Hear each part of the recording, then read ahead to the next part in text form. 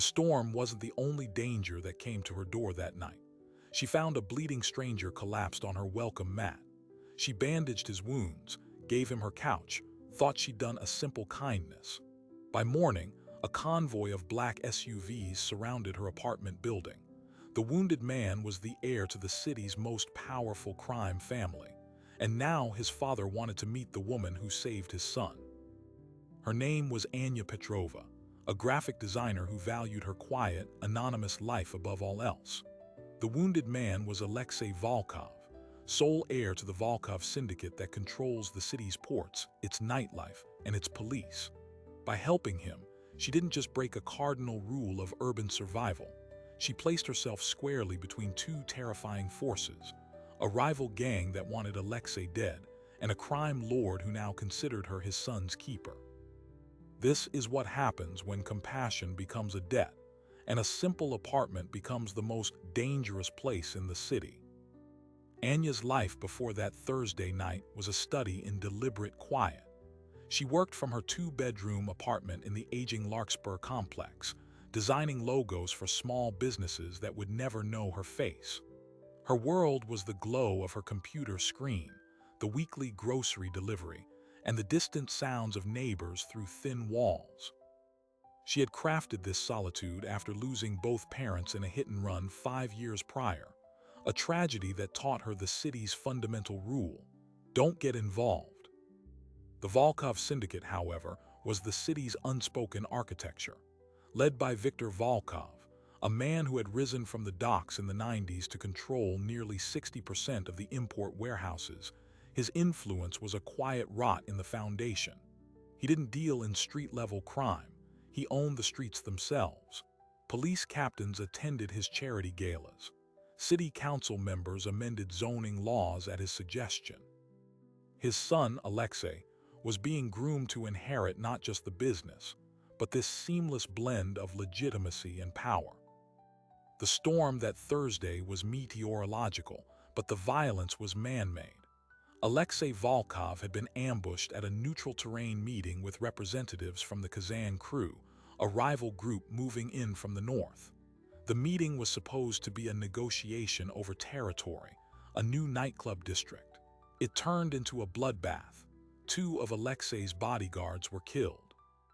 He took a knife to the side, and a bullet grazed the temple before fleeing on foot into the pelting rain, his phone shattered, his usual escape routes cut off. He stumbled 7 blocks, bleeding through his expensive wool coat, before the lights of the Larkspur complex blurred in his vision. He chose a door at random, apartment 4B, Anya's door.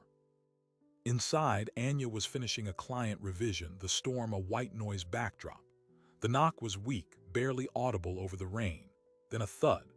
When she peered through the peephole, she saw a crumpled form, one hand pressed against a dark, wet stain on his side. Every instinct, every city-hardened lesson screamed to call the police and not open the door.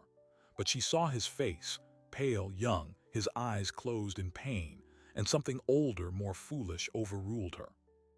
She dragged him inside. The next 40 minutes were a frantic, bloody blur.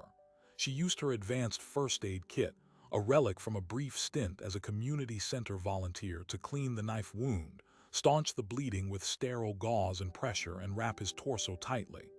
He faded in and out of consciousness, mumbling in Russian. She didn't speak it. She just worked, her hands steady despite the terror vibrating in her chest. She settled him on her couch, covered him with a blanket, and spent the night sitting in a kitchen chair, watching him breathe, watching the door, a carving knife from the block on the counter beside her. At dawn, he woke, his eyes, a sharp, clear gray, focused on her with an intensity that froze her. He didn't speak at first, just assessed the room, his situation, her. When he finally did, his voice was hoarse but unnervingly calm. "You shouldn't have done that. Not thank you," a warning. Before she could respond, the sound began. Not sirens, but the low, synchronized purr of multiple high-performance engines. From her window, Anya watched as 4 identical black Mercedes G-Wagons slid into the parking lot, surrounding the building like chess pieces. Men in dark suits emerged, not running but moving with a terrifying, coordinated purpose. They didn't need to search. They beelined for her building, for her floor. A fist hammered on her door, not the weak knock of a wounded man, but the authoritative pound of someone who expected it to open. Alex struggled to sit up, his face grim. "Don't speak," he instructed. "Let me." The man who entered when she unlocked the door was in his 50s, with silver-streaked hair and a face like weathered granite. He wore a cashmere overcoat dusted with rain. He didn't glance at Anya. His eyes went straight to his son on the couch, taking in the bandages, the pallor, and a flicker of something, relief, then cold fury passed through them. This was Viktor Volkov. His gaze finally swung to Anya. It was an appraisal, stripping her bare, calculating her value, her threat level, her use. "You patched him up," a statement devoid of gratitude. "She did," Alexei said, his voice stronger. "She saved my life." Viktor's eyes never left Anya's. "Then she comes with us." It wasn't a request. Two of Viktor's men stepped forward, their presence filling her small apartment. They helped Alexei to his feet with a deference that bordered on reverence. Anya was guided, firmly but not roughly, behind them. No one touched her bag or her laptop. They weren't concerned with her possessions. She was the asset they were collecting. The convoy moved through the city like a dark artery pumping toward the heart. They didn't go to a hospital. They drove 30 minutes north to the gated community of Silver Pines, where Viktor Volkov's estate sprawled behind a 10-foot stone wall. The house was less a mansion and more a compound, a main residence flanked by a guardhouse and what looked like a separate guest cottage. It was security disguised as luxury. Anya was taken not to the main house but to the cottage. It was beautifully furnished, a prison made of silk and oak. A man named Gregor, who had the calm, watchful eyes of a veteran soldier, was assigned to her.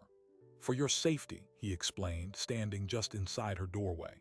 "The Kazan crew knows Alexei survived. They will be looking for where he was treated. This is the safest place for you now." The implication was clear. Leaving was not an option. For 3 days, Anya lived in a gilded cage. Meals were brought. Her design work was interrupted only by a visit from a stern, efficient doctor who changed Alexei's dressings in the main house. She saw Alexei only once from her window, walking slowly in the garden with his father, deep in conversation. Viktor's hand was on his son's shoulder, a gesture of possession as much as concern.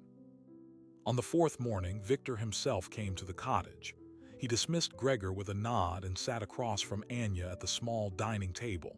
He placed a sleek smartphone between them. "Your old number has been disconnected. Your clients have been notified you are on an extended health leave. This phone is secure. Use it for anything you need." Anya stared at the device, a cold knot in her stomach. "You cut me off from my life." "I insulated you from a threat," he corrected, his voice even. "The man who stabbed my son is dead. The Kazan crew is unbalanced, which makes them more dangerous. They will look for leverage. You are now leverage. Here, you are protected." "And how long does this protection last?" Viktor leaned back, studying her. "Until the situation is resolved. You saved my son's life. In my world, that creates a debt. I do not leave debts unpaid, nor do I leave creditors exposed." He stood to leave, then paused. "Alexei wishes to see you.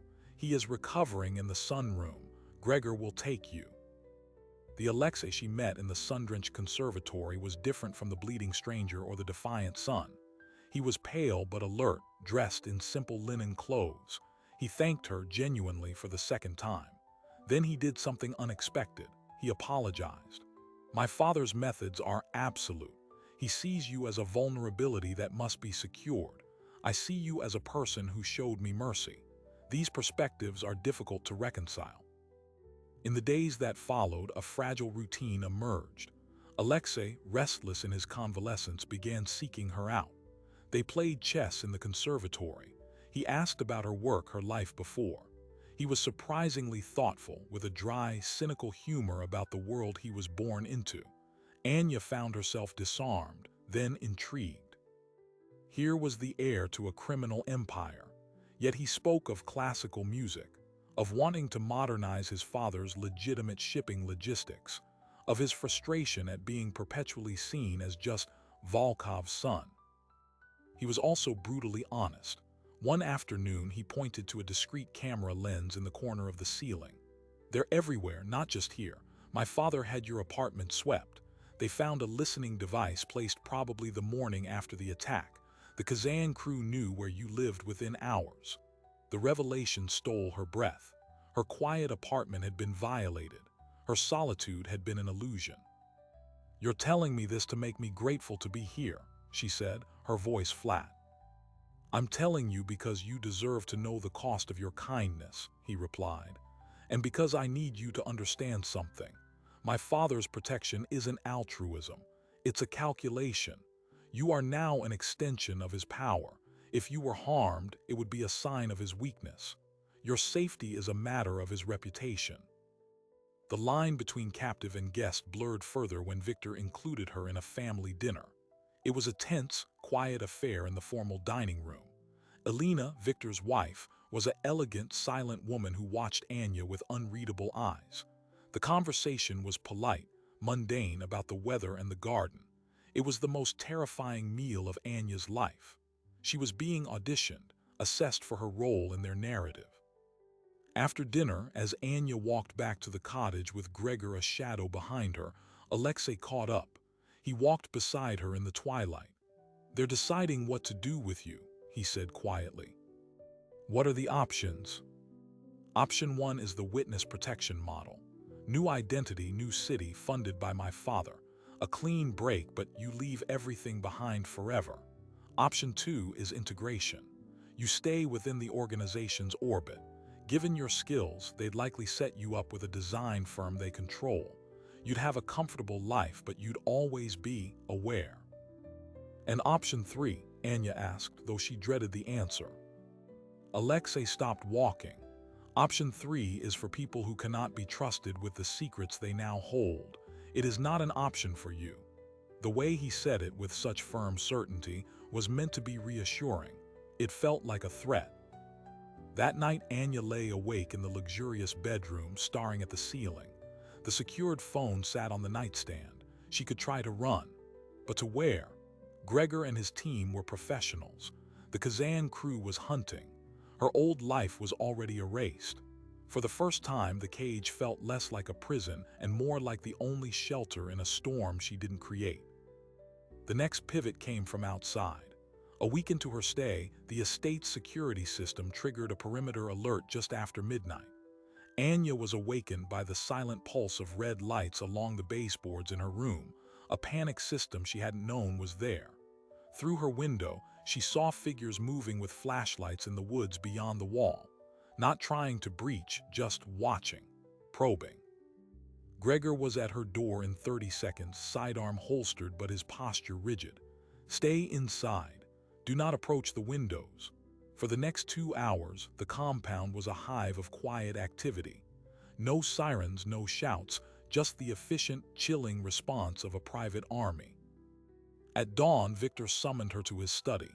He looked tired, a rare crack in his granite composure. "The Kazan crew," he stated. "They are more motivated than I anticipated. They have made the connection. They know you are here." He slid a photograph across his desk. It was a grainy, long-lens shot of Anya and Alexei playing chess in the conservatory, taken from the woods. The date and time stamp were from the previous afternoon. Her blood ran cold. They had been watched, their every move documented. "The photographer won't be taking more pictures," Victor said, his tone leaving no room for inquiry. "But the message is sent. They see you as a point of entry, a way to get to my son and therefore to me." He steepled his fingers. "The calculus has changed, Anya Petrova. You can no longer simply be protected. You must become protected. There is a difference. One is a passive burden. The other is an active part of the defense. My son trusts you. He speaks to you. That gives you a unique value." Anya understood with a sinking clarity what was being offered and what was being taken. "You want me to stay, not as a prisoner but as a part of this." "I want you to make a choice," Victor countered, though they both knew it was no choice at all. You can take the new identity and run, knowing a ruthless organization has your photo and your name. Or you can stay with our full resources dedicated to your security and help ensure my son's future is secure. In return, you will want for nothing. It was a devil's bargain, freedom with a target on her back, or a gilded, permanent membership in the family that put the target there. As she stood in that opulent study, the first true flash of anger cut through her fear. They had maneuvered her into this corner with the precision of a master game. She asked for 24 hours to decide. Victor granted it, but as she left the study, she saw Alexei waiting in the hall. His expression was strained, a conflict warring behind his eyes. He reached out as if to stop her, then let his hand drop. "There's something else," he said, his voice low. "Something my father didn't tell you about the attack. The man who stabbed me, I knew him. He wasn't just Kazan crew." He looked over his shoulder, ensuring they were alone. "He was one of ours." The words hung in the hall, a silent explosion that shattered the last illusion of safety. Anya stared at Alexei. "One of yours." "He was a lieutenant in our North Side operations. His name was Dmitri," Alexei whispered, his gaze darting toward the closed study door. "He was the one who suggested the neutral meeting place. He vouched for the Kazan representatives. My father trusted his intelligence." The implication was tectonic. The attack wasn't just a rival incursion. It was a coup attempt from within the Volkov organization, using the Kazan crew as the weapon. Victor's fortress had a crack, and it was inside the walls. Anya's 24-hour decision period evaporated. She was no longer choosing between two bad options presented by Victor. She was standing in the middle of a silent civil war, and her proximity to the heir made her a strategic piece. The photo from the woods took on a new, more sinister meaning. Were the Kazan crew watching, or was someone inside the compound signaling to them? She confronted Victor in his study an hour later, throwing Alexei's revelation at him like a weapon. To her surprise, he didn't deny it. His face, already strained, seemed to age a decade. "I know," he said, his voice a low rasp. "The security team recovered Dimitri's body from the river 2 days ago. The official cause was a Kazan retaliation. The truth was in his bank records. A $2 million transfer from a shell company we have now traced back to my head of security, Leo." The betrayal was not a lone wolf. It was systemic. Leo had been with Victor for 20 years. He was the architect of the estate's security, the man who vetted every guard, who knew every protocol. If he was compromised, every safety measure was suspect. Every camera feed, every patrol route, every alarm could be a lie. Victor's response was swift and brutal. Leo was summoned to the study. Anya was told to wait in the adjoining lounge. She heard nothing, no raised voices, no gunshots. But 10 minutes later, Gregor entered the lounge, his face pale. "Leo is being dealt with," was all he said. The phrase was a void filled with terrible meaning. The purge began quietly. Over the next 48 hours, 6 other members of the household and security staff disappeared. They were simply gone, their posts filled by grim-faced men Anya had never seen before. The atmosphere in the compound shifted from guarded tension to paranoid silence. People stopped speaking in hallways. Eyes were constantly watching, but now you couldn't tell who they belonged to. Alexei withdrew. He spent hours locked in meetings with his father and a tight circle of older, veteran enforcers flown in from other cities. The chess game stopped. The casual walks ended. When Anya saw him, he was surrounded by a new, heavier security detail. The betrayal had stripped him of his remaining innocence. He looked like his father now, hard, calculating, and weary. It was during this lockdown that the external pressure found a new angle. Anya, using the secured phone Victor provided, received an email to her professional design account, which had supposedly been shut down. The subject line read, "Logo revision for Kazan Holdings." The body was blank, but there was an attachment. It wasn't an image file. It was an audio recording. With trembling hands, she played it through the phone's encrypted media player.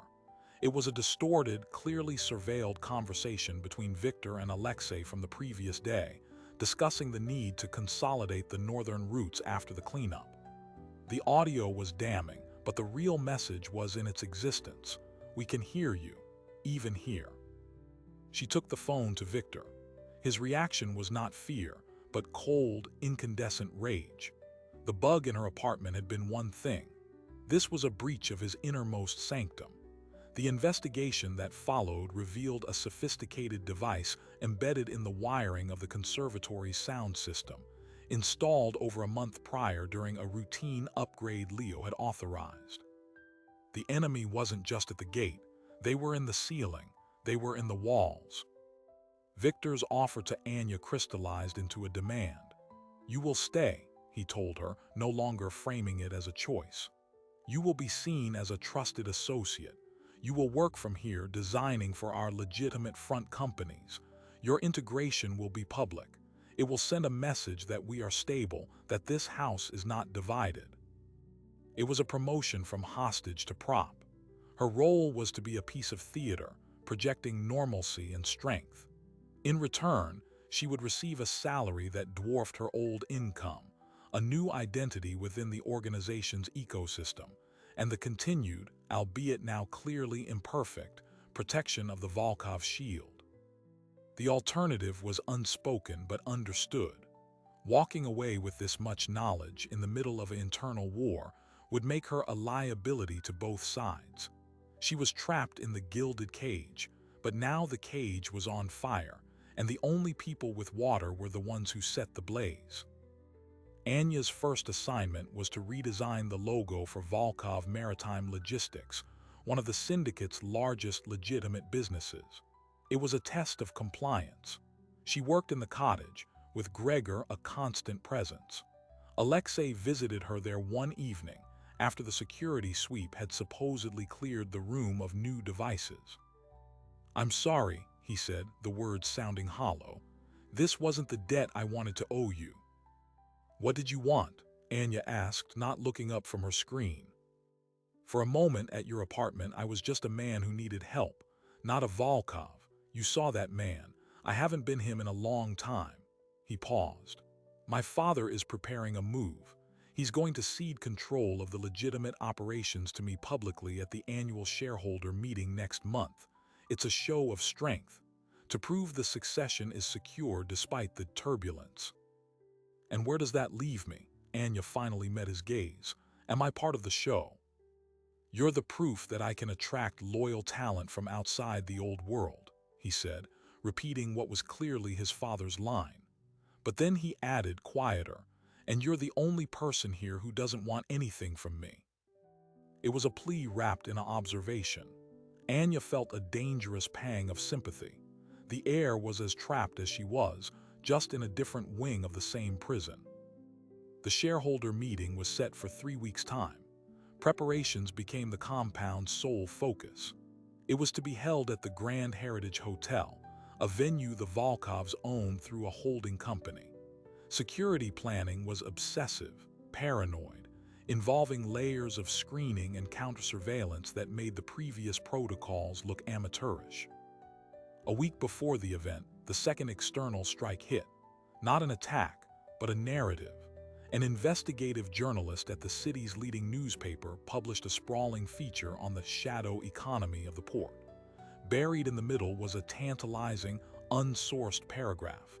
Questions surround the recent disappearance of several mid-level port administrators. Some sources suggest a violent internal purge within the Volkov syndicate, sparked by a failed attempt on the life of the heir apparent, who was reportedly saved by an unnamed civilian woman now under the family's protection. They were in the press. She was in the press. The article was careful, libel-avoidant, but the dots were there to be connected. The Kazan crew, or perhaps the internal faction that had sided with Leo, was fighting with information, painting a target on Anya for the world to see. Victor's response was to double down. He instructed Anya to prepare to attend the shareholder meeting as a guest of Alexei. She would be introduced as the new creative director for Volkov Maritime's rebranding effort. They were going to put her in the spotlight, daring their enemies to make a move in a room full of legitimate business people and cameras. The night before the meeting, Anya couldn't sleep. She wandered to the cottage's small kitchen for water. Gregor, as always, was stationed in the living room. He gave her a silent nod. As she passed a narrow window that faced the back of the main house, she saw a figure slipping from a side door into the garden. It was Alexei. He wasn't alone. He was meeting with a man she recognized as one of the new, grim-faced security chiefs. Their conversation was intense, hushed. Then Alexei handed the man a small, thick envelope. The man nodded, tucked the envelope inside his jacket, and melted back into the shadows. Alexei stood alone for a moment in the moonlight, his shoulders slumped before turning back to the house. It was a transaction, but for what? The next morning, as Anya was being fitted for a tailored suit for the event, Gregor's secure phone buzzed. He listened, his expression turning to stone. He looked at Anya, the lead car in the motorcade just now, at the secure garage downtown. It exploded during the final check. No one was hurt. It was a message. The war had followed them out of the compound. It was waiting downtown. The Grand Heritage Hotel was no longer a stage for a show of strength. It was a potential battlefield, and Anya in her new suit was being walked right onto it. As the remaining armored cars lined up in the driveway, Victor's final instruction to her echoed in her head. "Stay close to my son. Your safety is now permanently tied to his." Remember, in our world, the only thing more dangerous than being a target is being seen as weak. Today, you will smile. You will be confident. You will be unafraid. The motorcade began to move, passing through the gates of the estate.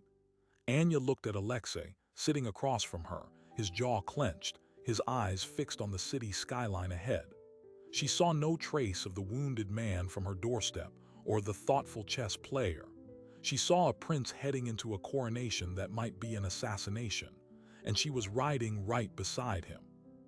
The Grand Heritage Hotel rose like a glass fortress, every window reflecting the grim procession of armored vehicles.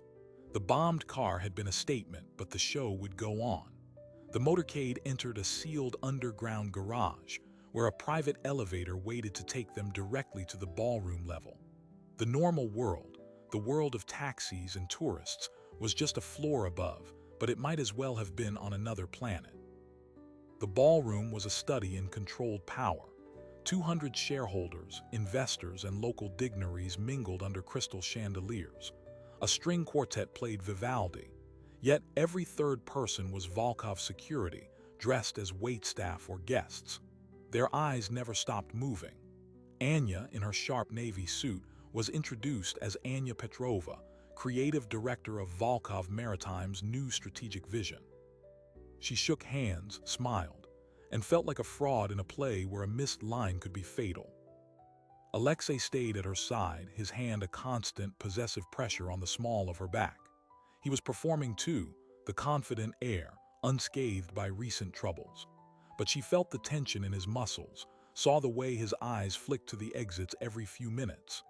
Victor held court at the center of the room, the patriarch receiving homage, but his inner circle formed a tight, watchful perimeter. The formal meeting proceeded without incident. Victor gave a speech about legacy and modernization.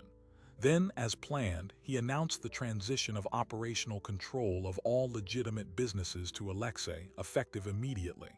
The room applauded, a wave of sound that felt like a held breath being released. Cameras flashed. It was done. The show of strength was complete. And that's when the lights went out. Not a flicker, a complete instantaneous blackout, plunging the windowless ballroom into utter darkness. The quartet screeched to a halt. A woman screamed. Then the emergency battery-powered strips along the floor glowed to life, casting an eerie, low green light. Chaos, but a controlled chaos. Volkov security moved with drilled precision, forming a human shield around Victor and Alexei. Anya was pulled into the center of this knot of bodies. "Stay down," a voice growled in her ear. Shouts echoed in the dark. "Backup power in 60 seconds, someone yelled. But 60 seconds was a lifetime. In the green gloom, Anya saw figures moving at the edges of the room, not panicking guests, but men advancing with purpose. The attack wasn't coming from outside. It was already inside. The internal faction, Leo's remaining loyalists, were making their move. Gunfire erupted, sharp and deafening in the enclosed space. The security cordon returned fire. Anya was pushed to the floor, Alexei's body covering hers. She saw Victor, a few feet away, a pistol in his hand, firing twice with cold precision. A man fell. The air filled with the smell of cordite and screaming. Then a new sound, the whine of the emergency generators. The main lights slammed back on, blinding after the dark. The scene was a snapshot of violence. Overturned tables, cowering guests, and 3 armed intruders down on the marble floor. Volkov's security stood over them, weapons trained. It was over in less than 2 minutes. In the stunned silence that followed, Alexei helped Anya to her feet. His face was a mask of fury. Victor straightened his tie, his breathing the only sign of exertion. He looked at the downed men, then at his head of the new security detail. "Clean this up. Get our guests to safety. No police." But the play wasn't over. As the shaken shareholders were ushered out a separate exit, a man stepped from behind a service door. He was in his 40s, wearing a hotel manager's uniform. He wasn't armed. He held up his hands. "Mr. Volkov, a message." Victor nodded and 2 guards seized the man. From his pocket, they retrieved a single sealed envelope. Victor opened it, read the short note inside, and his face went utterly still. He passed it to Alexei, who paled. Then, Victor looked directly at Anya. The note contained 2 pieces of information. First, the Kazan crew, seeing the Volkov's internal strife as weakness, had launched a simultaneous attack on their main shipping warehouse downtown. A diversion. The second was a photograph taken minutes ago of Anya's elderly neighbor from the Larkspur Apartments, Mrs. Gable, being forced into a car. The caption read, "A life for a life, the woman for the witness." Anya's blood turned to ice. They hadn't just targeted her. They'd gone after the only person in her old life who had ever shown her kindness. The message was clear. Your compassion is your weakness, and we will use it to break you. Victor's response was immediate. He turned to his son. "You take the team. You handle the warehouse. Show them what happens when they touch our business." Then he looked at Anya, and for the first time she saw something beyond calculation, a flicker of the father who had lost a wife to similar tactics. "You," he said, "you come with me. We are getting your friend back." The convoy split. Alexei sped toward the commercial district with half the force. Victor, Anya, and the other half headed toward the industrial docks where the Kazan crew had taken Mrs. Gable. In the car, Victor spoke on the phone in low, brutal Russian. He was not negotiating. He was deploying assets. They arrived at a derelict fish-packing plant. Victor's men surrounded it. He didn't wait for a siege. He sent a small team in through the roof. Anya waited in the car, her heart hammering against her ribs. 10 minutes later, the signal came. The building was clear. Mrs. Gable was safe, shaken but unharmed. 3 Kazan members were in custody. Victor walked into the plant with Anya trailing. The captured men were on their knees.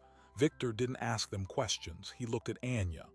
"They took her because of you, because of your connection to my son. Do you understand the currency of this world now? It is not money. It is fear and leverage and pain." He drew a pistol. He didn't point it at the prisoners. He offered it, grip first, to Anya. "They threatened an innocent to get to me, to get to my family. They see your heart as a door. You can let them in, or you can show them the door is made of steel." Anya stared at the weapon. This was the final test, not of her loyalty, but of her transformation. Could she embrace the brutal logic of this world to protect the people in it? She thought of Mrs. Gable's kind, wrinkled face. She thought of Alexei, fighting his own battle across town. She thought of the quiet, anonymous life that was forever gone. She did not take the gun. "Killing them doesn't prove the door is steel," she said, her voice surprisingly steady. "It just proves you're afraid of what's on the other side. Let the police have them. Use the evidence from the warehouse attack. Use the kidnapping. Bury them in the legal system you've spent years learning to manipulate. That's a stronger message. Victor watched her, his expression unreadable. Then he gave a slow, almost imperceptible nod. He lowered the weapon. He gave an order in Russian. His men began hauling the prisoners to their feet. They would be handed over to a detective on the Volkov payroll, along with a case so airtight it would remove the Kazan leadership for a generation. On the ride back to the estate, Victor was silent. When they arrived, news came from Alexei's team. The warehouse attack had been repelled. The Kazan crew's push was broken. The internal traitors had been purged. The Volkov empire, for the moment, was secure. That night, Anya stood on the terrace of the main house. The compound was quiet, the security lights casting long shadows. Alexei found her there. He had a fresh cut on his cheek, but he looked more at peace than she had ever seen him. "You were right," he said, "about the legal system. My father is already on the phone with his lawyers. The Kazan crew will be dismantled in court, their assets seized. It's cleaner, it's modern." He smiled, a tired, real smile. "You're changing us." Anya looked out at the walls, at the gilded cage that was now, undeniably, her home. "I'm not changing you. I'm surviving you. And in surviving, I suppose I'm becoming part of you." Alexei took her hand. "Stay, not as a prisoner, not as a prop, as a partner. Help me build the legitimate half of this empire into something that doesn't need the other half. We can't change the past, but we can choose the future." It was the choice Victor had offered, but refined, stripped of its coercion. A choice born from the fire of the day's events. Anya looked at him, at the estate, at the life that was now hers. She thought of the simple, quiet world she had lost. Then she thought of the power to protect, to build, to change the very nature of the dangerous world she'd been thrust into. She said yes. The final surprising detail emerged a week later. While setting up her new design studio in the guest cottage, Anya found a small, sealed envelope that had been slipped under her door. It contained a single key and a note in Victor's handwriting. "The apartment at 12B Larkspur Lane. The lease is yours, paid in full for 5 years. A reminder that every cage has a door. You are our family by choice, never by trap." He had bought her old building. He had given her back her door, her escape route, not as a threat, but as a gift of ultimate trust. She could walk away anytime, but as she placed the key in her desk drawer, she knew she wouldn't. The storm had passed. The stranger at her door had become the center of her new world, and the woman who had simply shown compassion had become the unexpected architect of a dynasty's future. So what does the story of Anya Petrova ultimately reveal? It is not a simple tale of a good woman corrupted by a dangerous world, nor is it a fantasy where love conquers a criminal heart. It is a map of how power actually functions, not as a blunt force, but as a current that pulls everything into its orbit, reshaping identities and allegiances in the process. Anya began as an ordinary person who followed an ordinary instinct to help someone in need. That single act did not make her a hero. It made her a variable in a high-stakes equation. In the world of the Volkovs, everything is calculated, every relationship weighed for its utility. Her compassion, initially seen as a weakness to be managed, became her most valuable asset. It was the one thing they could not replicate, could not buy, and ultimately could not control. Victor's gift of the key is the story's most telling detail. The man who builds cages understands that the most powerful loyalty is not forged from locked doors, but from open ones. By giving Anya an irrevocable exit, he ensured she would never need to use it. Her choice to stay became authentic, transforming her from a captive asset into a willing partner. This is the subtle alchemy of real power, converting obligation into devotion. The transformation was not one-sided. Anya changed the Volkovs as much as they changed her. She introduced a new currency into their economy, legitimacy through actual lawful enterprise, rather than just its appearance. Alexei's vision of a future less dependent on the dark side of their empire found in her not just a supporter, but a strategist. The woman who entered this world by accident may well be the architect of its evolution. This leaves us with a lingering, uncomfortable question. Where is the line between survival and complicity? Anya did not pull a trigger, but she now benefits from a system built on violence. She rationalizes it as building a better future from within. Is that a noble compromise or the first step down a familiar dark path? The story provides no easy answer, because in life, there rarely is one. It reminds us that the most dangerous doors are not the ones that lock behind you, but the ones you choose to walk through, believing you can change what's on the other side. Anya Petrova opened her door to a wounded stranger and walked into a different life. She traded anonymity for influence, solitude for a perilous family, and quiet fear for a powerful kind of love. Her story ends not with an escape but with an embrace, not with the slamming of a door but with the turning of a key she holds in her hand. The storm that brought the air to her doorstep has passed, but the world it revealed remains. And within it, she has found not just shelter but a home and a power all her own. If you found yourself captivated by the delicate dance between danger and devotion, if you wonder what you might have done when the knock came in the night, then you're in the right place. Dive into more stories where ordinary lives collide with extraordinary fates. Subscribe, and let's explore the shadows together.